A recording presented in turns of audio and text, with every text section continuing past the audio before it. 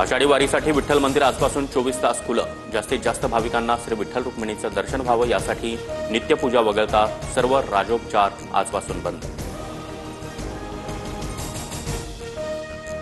वाशीमधील जोरदार पावसानं हिंगोलीतील पैनगंगा नदीला पूर, शेतीचं नुकसान. प्रशासनाकडून नदीकाठच्या गावांना सतर्कतेचा इशारा.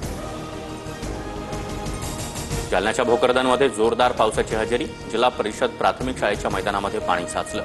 आहार बनवण्याच्या खोलीमध्ये सुद्धा पाणी गेल्यानं अडचण. पुढील 2 दिवस मुसळधार पावसाचा अंदाज. कोकण, विदर्भ आणि घाटमाथ्यावर मुसळधार पावसाचा इशारा.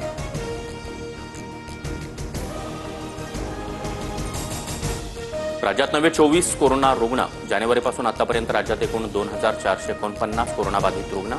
सध्या 188 रुग्णांवर उपचार सुरू. तर राज्यामध्ये आतापर्यंत 36 रुग्णांचा मृत्यू. लवकरच भारतासोबत अमेरिका मोठी डील करणार. तर काही लोकांना पत्राद्वारे फक्त धन्यवाद म्हणून त्यांच्यावर टॅरिफ लादणार. डोनाल्ड ट्रम्प यांची कार्यक्रमांतर्गत मोठी घोषणा.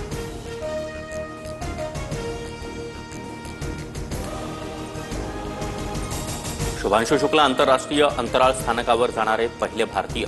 सर्वांच्या प्रेम आणि आशीर्वादामुळे सुखरूप पोहोचलो. ISS मधून शुभांशु शुक्लांचा भारतीयांसाठी संदेश.